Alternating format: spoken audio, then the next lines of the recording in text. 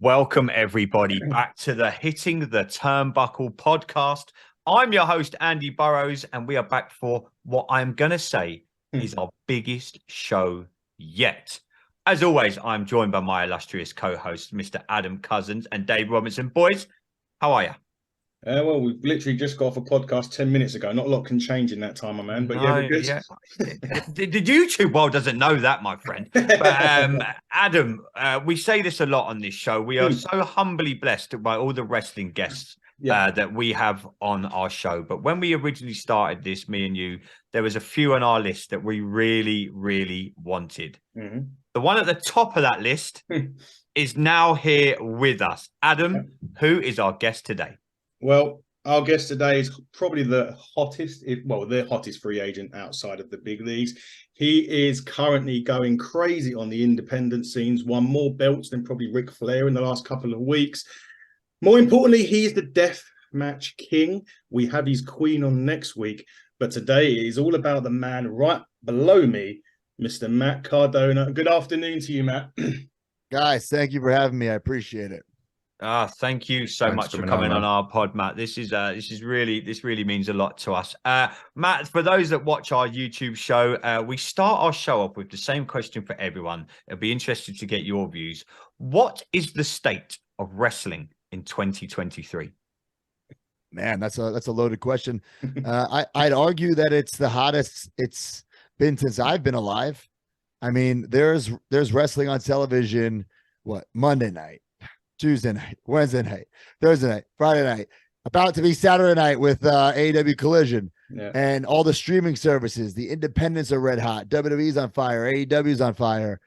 I don't think there's a better time to be a wrestling fan consuming content or a wrestler trying to get work. You know, and you throw in social media in there and people are talking about wrestling 24/7. You know, when I was a kid, I started with the wrestling magazines and eventually we got like the internet, but now you can just get on there. You can literally, you can insult your favorite wrestler or someone, I guess you wouldn't insult your favorite wrestler, but someone you don't like or praise your favorite wrestler. And there's a chance they could respond to you. You know, it's like, I think we take it for granted. Yeah. You know, it's never been so easy to interact with a wrestler ever. Yeah, exactly. Sorry, Andy. Sorry. No, go. You're good, mate. You're good. Just a quick one. We're talking about the indies with you in a second and what you're doing. We're doing it over here, so we're sponsoring. We've actually got our own event coming up in July. We're working with a British wrestling independent. You didn't try to book me. Mate, we ain't got that budget, man. Matt, I'm gonna have to sell both my kidneys for that. Well, my rate is pretty high, especially my overseas rate. So it's pretty high. Can you swim? Well, I was about to say then you add in the first class flight, the hotel, so it gets up there. Yeah, and then we've got to add your accomplice recently as well to that list if you're bringing Steph over with you as well. Oh, that's right. Well, that's my new thing now. If you try to book Matt Cardona, I only go with Steph DeLander. That's what I'm saying. Like the only way I'll go back to WWE is the 3 C's. The cash, the creative, and I think you can figure out what the other C is, but it's Steph DeLander, you know? Yeah. We got Steph on next week, as we mentioned off air. But anyway, going back to my original question, the independent talent over here that we see is, I don't think I've seen it anywhere. I know you're coming over next week. We'll touch on that in a minute. The independent talent, over here is the best we've ever seen. We see guys that open shows now. Andy, we went to a show, we went to our partner show a couple of weeks ago. And even the guys that opened it, if they were to be signed tomorrow to a development or a small, developmental deal, let's just argue with that, we wouldn't be surprised now. That's the quality that we see over here. Is it the same over there in the States? I mean, you've been here, there, and everywhere at the moment. Oh, absolutely not. No, of course not. Like, nope. No, but back to your point about the UK, I went over there last year. I did some TNT over there. Man like Doris, Mad Kurt, Dan Maloney had 3 great matches with them. Gene Money, 4 great matches with them, all different styles. But if you just pluck them out and threw them onto NXT or even, fuck it, even like an AEW, I think they'd fit right in. Obviously I'm wrestling Will Ospreay next week. And I mean, do we have to put him over? I mean, everyone knows his deal, I think Adam has some breaking news for you. Did you see the promo he cut on you? I did, and I'm actually going to make a little rebuttal. Listen, I'm not here to trade shots with this guy. This guy, I have all the respect in the world for him. No offense to you guys, but I hate the UK. I hate the travel. I hate the food. I hate the quantity promoters. So when I win that one PW title, I'm going to fly back to the USA, and I'm never coming back. So I'm actually doing Will a favor because they'll probably hold like a tournament, and he'll win it because he's so good. He'll be a 2-time champion. So I'm actually doing him a favor. You know what I'm saying?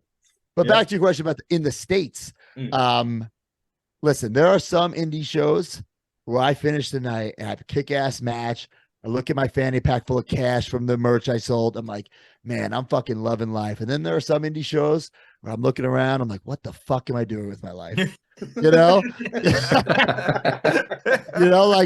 it is what it is. You take the good with the bad. A couple of weeks ago, I don't even know where I was, but I'm signing autographs. And I see they're setting up the steel cage. I'm like, that's weird. They're setting up a steel cage. First match, steel cage. Like, no. Every match is a steel cage. I'm like, what? Oh, jeez. Every match is a steel cage. I mean, luckily my opponent was awesome.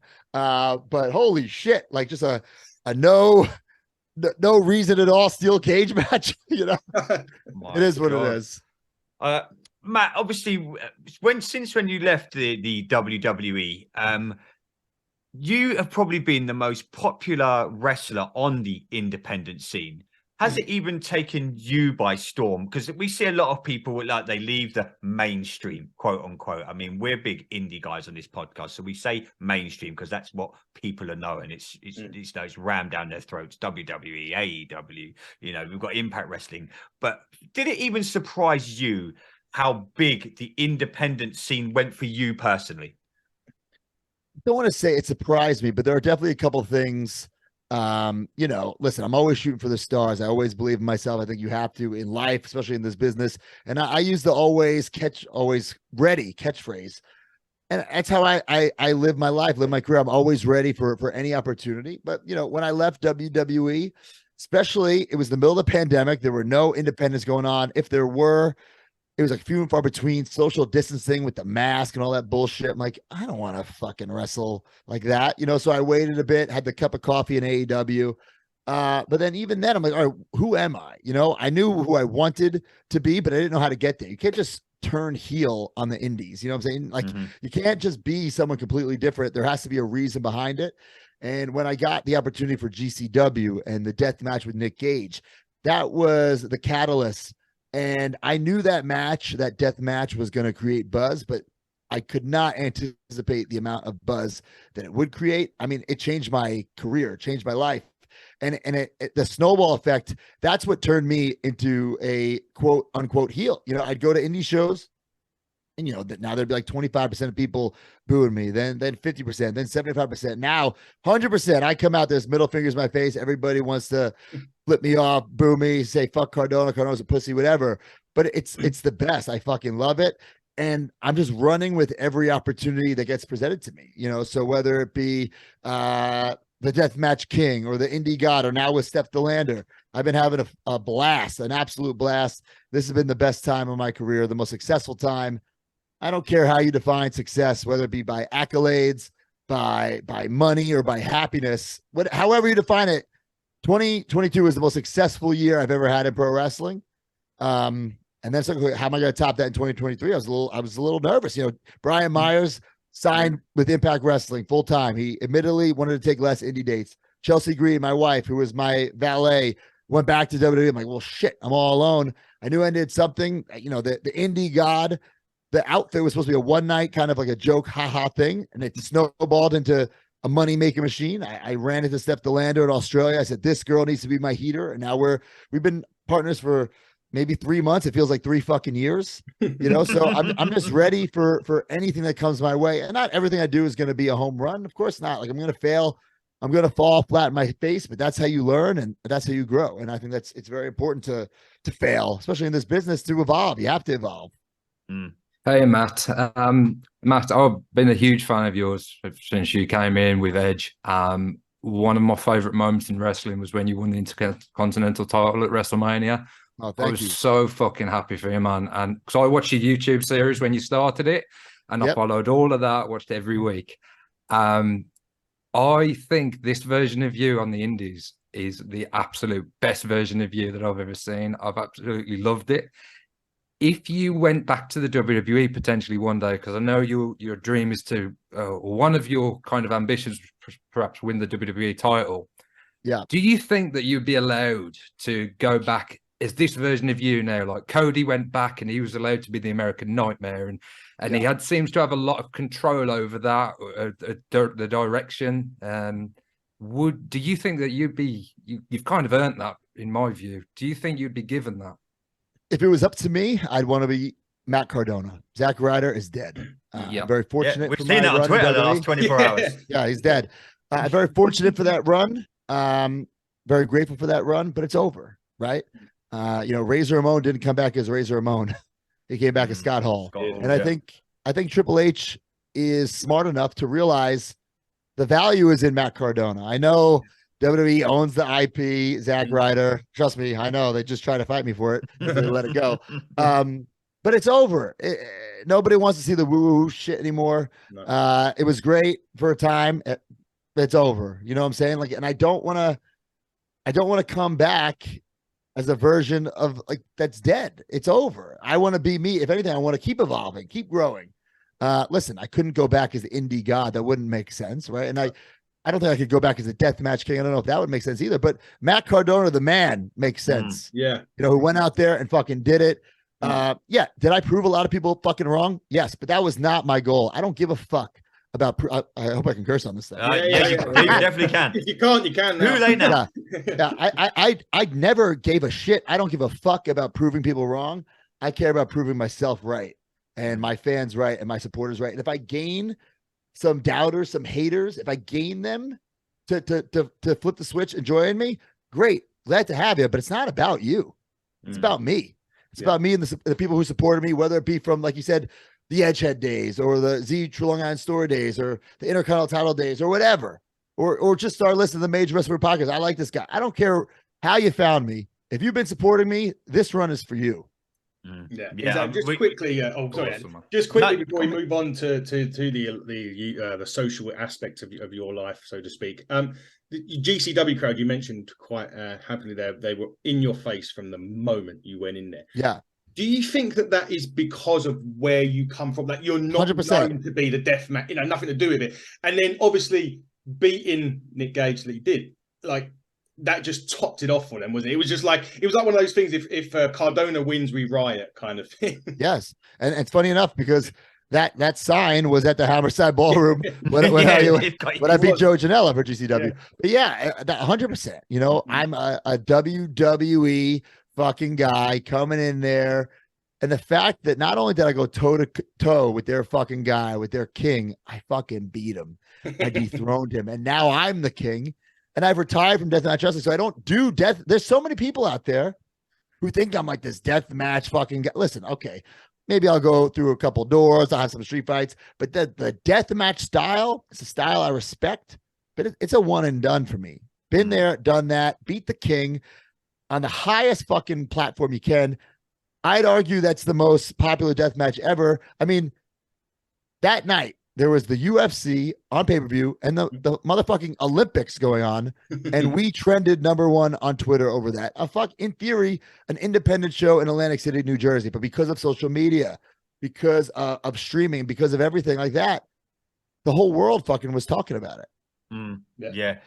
Matt, what's the reaction been from the people that you still know inside the big league? Because I'm sure there are people inside WWE, AEW, Impact that think, fucking hell, I'd love to do what he's doing, but I can't. What's the reaction been to you from your fellow peers, your friends? Because they must be, we sit here as fans, just full of admiration for what you've done. We followed your career. Right. We absolutely love it. What's the reaction been from the people inside the wrestling industry? You must get it all the time. They must be super proud of you, super jealous of you, just the path that you've gone down. I bet there's a lot of envy, because I bet there's a lot of people that are going, fuck yeah, I'd love to be doing this. I mean, everything that I've heard to my face has been nothing but positive and supportive. I'm sure there are some people talking shit behind my back about certain things I post. I don't give a fuck. You know what I'm saying? I don't give a shit. This is about me. It's about having fun, about making money, winning titles, and cementing a legacy for myself. And luckily, you know, it's just me, Chelsea, 2 dogs, 3 cats. I don't have a family, so I can bust my ass. This can consume my fucking life. I could be on the road 3 days a fucking weekend, and then when I'm home, fucking just work. You know what I'm saying? Like, so right now, my focus is on me and evolving me and elevating me and building this brand. And now with Steph DeLander by my side, she's crazy just like me. And I'm sure when you talk to her, she'll tell you, you know, our brains don't shut off. My brain never fucking shuts off.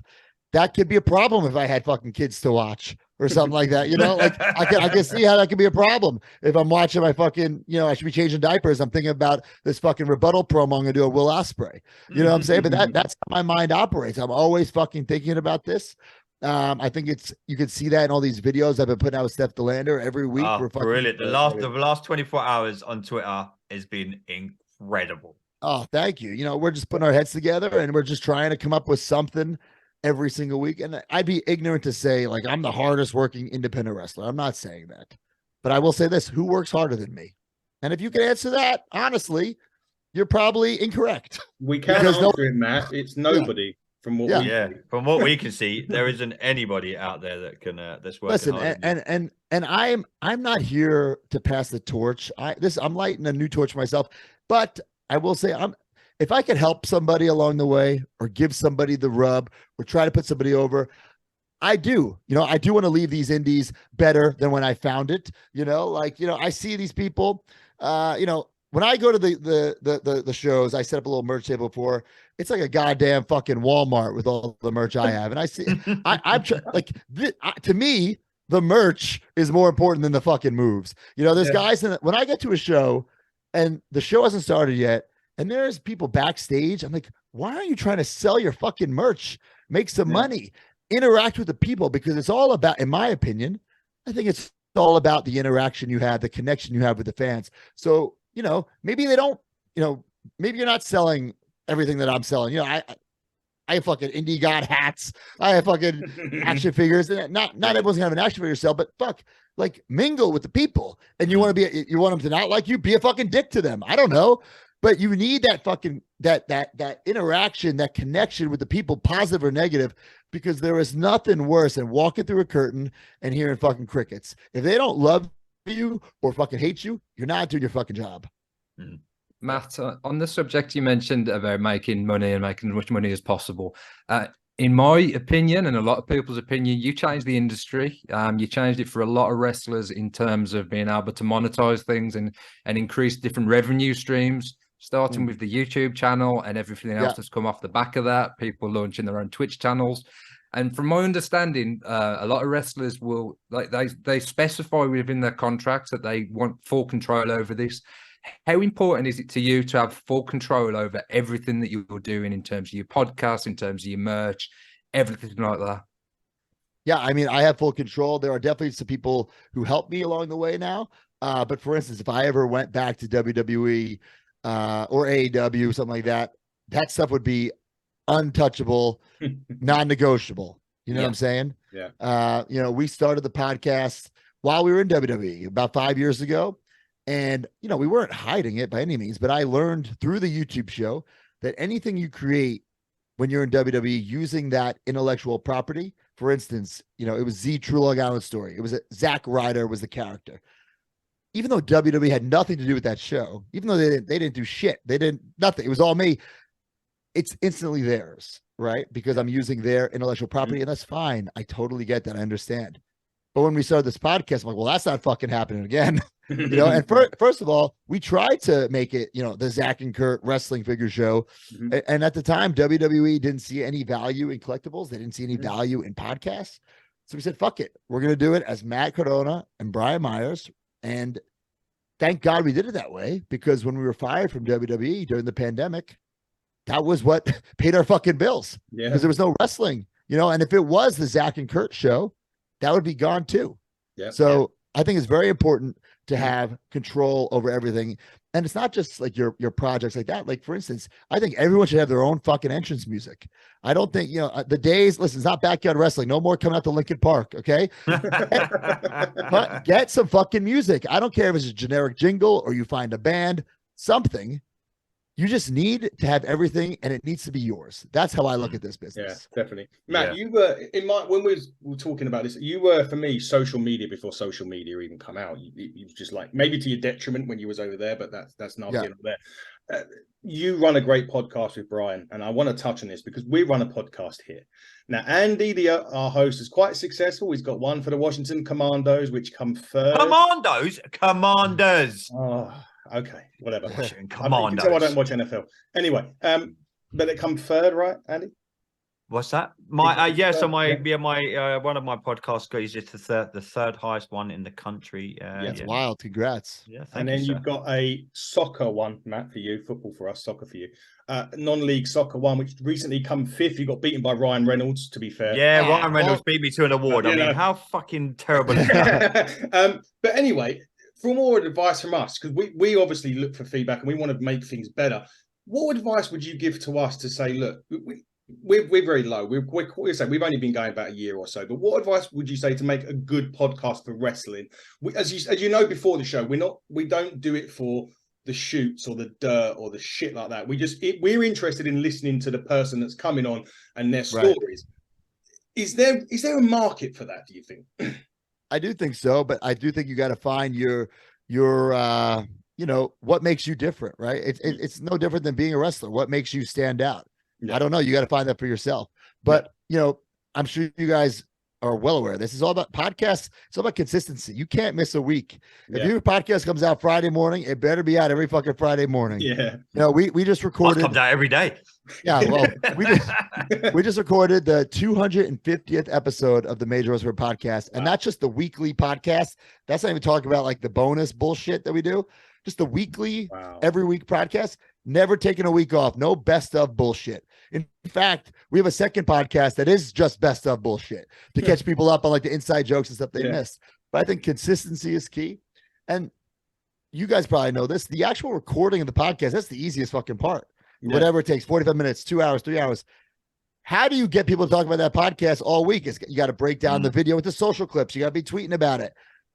It doesn't fucking stop. So, fortunately, we have a team of people who help, whether it be social media people, TikTok people, YouTube people. There's so many avenues with social media. It's essentially free advertising, right? Mm-hmm. Twitter, Instagram, TikTok, YouTube, but double-edged sword because it's free for everybody. So now you got to compete with everybody. And how are you going to compete with everybody? Well, fuck, I don't know.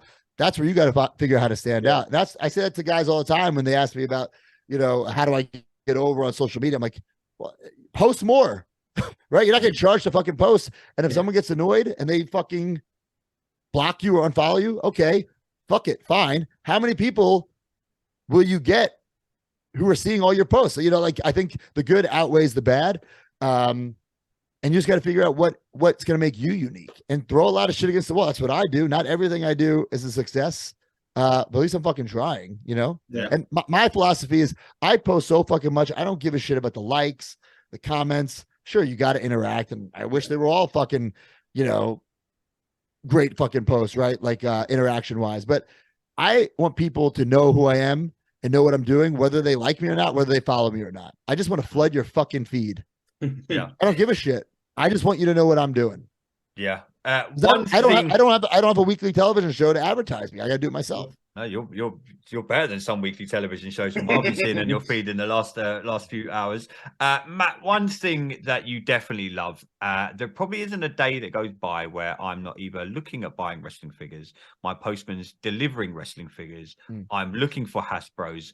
How did your love of wrestling figures just start? Because I've been obsessed with wrestling figures for you. The Hasbros for me are like the mecca of wrestling figures. That's when that was my youth. I know Adam and Dave. That was like, even there isn't a day goes by where I'm not on a Facebook marketplace, or I'm on eBay, or I'm looking at what you're talking about on your show, and I'm like, oh, Matt's mentioned this figure. I'm obsessed with collecting wrestling memorabilia, probably more than I should be if you ask any of my family members. But where did it start for you? How did the love start? Because you have one of the best, if not the best, collections I've ever seen. Yeah, I mean, I was just a kid of the 80s. I was born in 85, and my earliest memories involve wrestling. I can't tell you my first match that I saw. I don't know, but I had all those LJN figures, those big rubber guys, which, by the way, we make our own big rubber guys available now, majorpodmerch.com. He's always working. That's right. But, you know, what's so fascinating about wrestling now and even then, it's like, it's unlike anything else. You watch like a Saturday morning cartoon, you play with the toys, whatever, like, okay, like I said, it's a cartoon, but no, you were watching on TV, real life fucking people.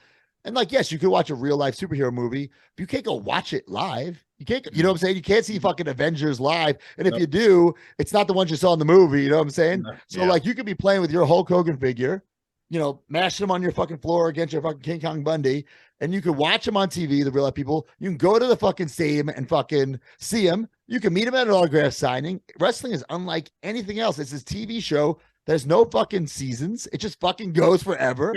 You know, it's amazing. And that's why the figures was more like a continuation of my love, because you can, you know, wrestling is only on so many hours of the week. Now it's on a lot more than it was then. So how do you continue that? You play with the fucking figures, you know, and I just never grew out of it. Still collected into my adult years. And I figured there's gotta be other adults out there who want to talk about this, who want to share their collection. Sure. Right. Who want to post about it. And we're trying to break that stigma.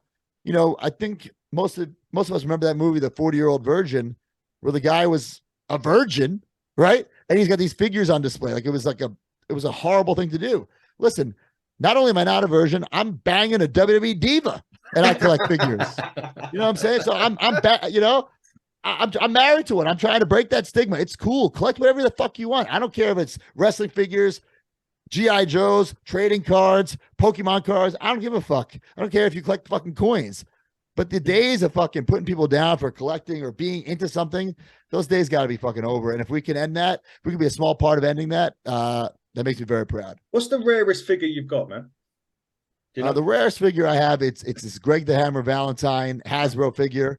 Yeah, it was unreleased in his Rhythm and Blues outfit. Wicked. It was in a Toys R Us ad in a WWF magazine, and I mean, long story short, it never came out, and I have it. I have the figure from the ad, and now it's funny because all these years later, like Mattel just made their version of it in their retro line, but I have the real deal. Yeah, you don't. How much money I've been offered for my Dusty Rose Hasbro in its box. In the box, huh? In the box, yeah, exactly. I got a question. This is a really nerdy question. Is the bubble cracked by his foot? No. Real? That's rare. Yeah.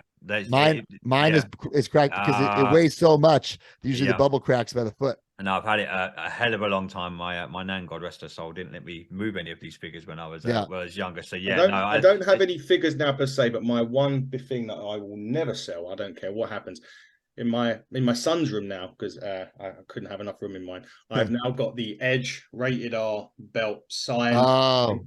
In the spinner belt, you know, when he I got it. I finally got it signed. It took so long. I was meant to take it to WrestleMania. It was too heavy to take on a plane. Yeah.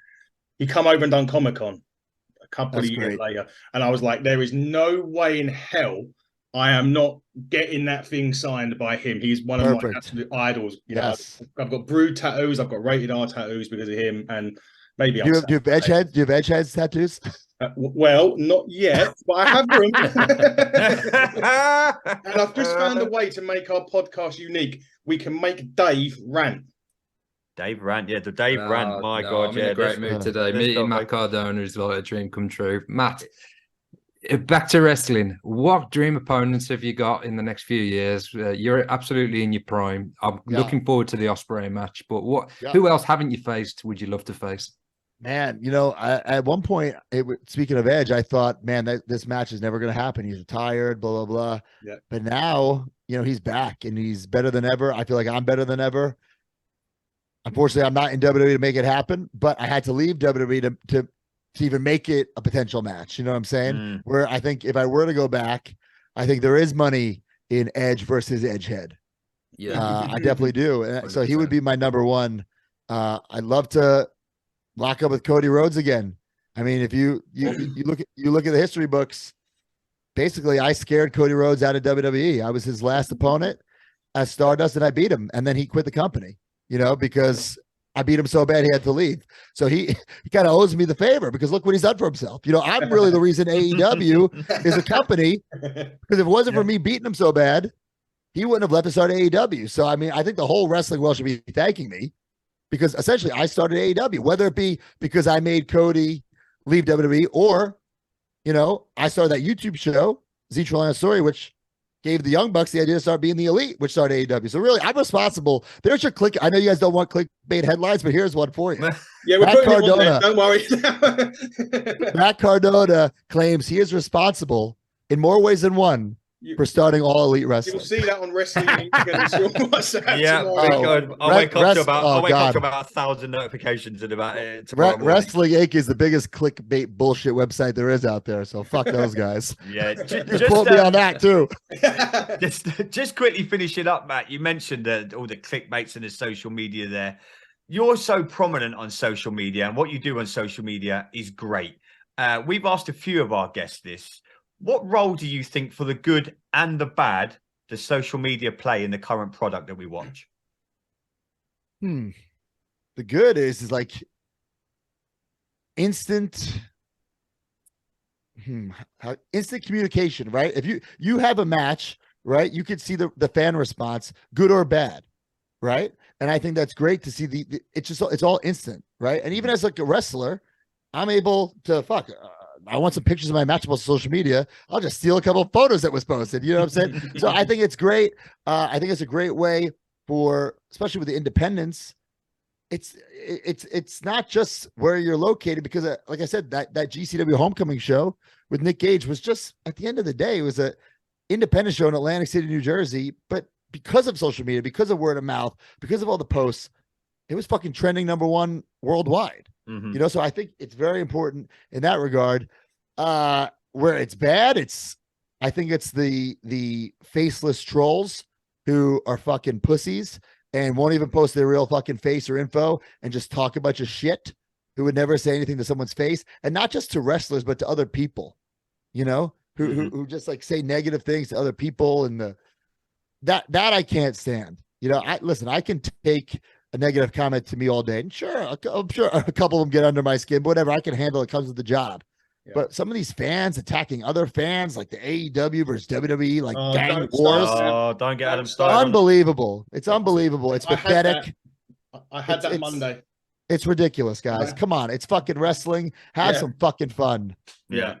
Wrestling's meant to take you away from the reality and what's going on. Don't take it so fucking seriously, you know. That's exactly the stuff that I had Monday. I was trying to be the middle of like a pro WWE thing when they were talking rubbish, and it was just like I was making the point that actually it does happen over there and here. And I just gave. It was just gave up. Just enjoy fucking wrestling. Why it's so good. That's right. Yeah, we've had so much years of it being shit. We've had so much years of people going, you watch wrestling. Fuck off. We love it and it's brilliant. But Matt, it's been absolutely great having you on our show. Honestly, it means the world to us. Like I said at the start, when myself and Adam and Dave's on board, when we started this, you were at the top of our list. If we could get you on our show, we know we were trying to do something right. So I'm here, baby. I'm here. So honestly, it's, we wish you every success in the world, mate. Just keep doing what you're doing. Keep killing it on the Before you go, though, Matt, promote your appearances and stuff, please. Oh, Jesus Christ. We'll be here another half hour for promoting all my shit. just go to my social media at the Matt Cardona. You'll find all my stuff. Literally, I'd be here for another half hour plugging shit. Big Rubber Guys, available now, almost sold out. MajorPodMerch.com. These are like LJN figures. These are the closest thing to LJN figures. We've been working on these for months, like in secret. These are better than the Jax LJNs they tried to do, the AEW LJNs they're trying to do right now. The San Francisco Toy Maker WCW ones from the 90s. These are the most authentic. I mean, like right here, if you're watching, I got a Macho Man next to a Matt Cardona. Same pose. I stole what a match that would be. Oh yeah, what a dream match! But they're incredible, and we got a lot of legends signed up. We got Demolition.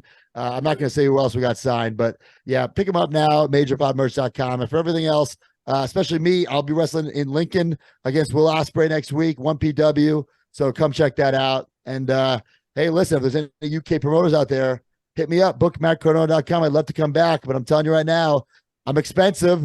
I need a premium economy seat, and I need Steph DeLander. So if you got the money, hit me up.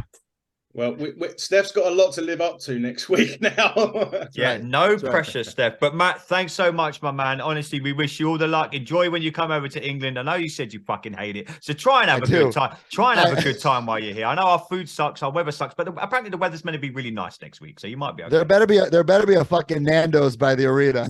That's all I gotta say. If there's not a fucking Nando's by the arena, oh, that reboot's gonna be real stiff on Will Ospreay. Well, according to Will, there's a nice lake by the arena. I don't know about Nando's. Oh, I just want a fucking Nando's. Shit. Well, I'm sure it's like McDonald's. There's one on every corner. But Matt, thanks so much, my man. Keep up the great work, and we hopefully get to do this again with you one day. Awesome. See you guys soon. No worries. Yeah, Ladies man. and gentlemen, Thank you this very has been the Hit in the Turnbuckle podcast. I've been your host, Andy Burrows, with my good friends, Adam Cousins and Dave Robinson, and the awesome Matt Cardona. Till next time, everybody, buckle down. Stay safe.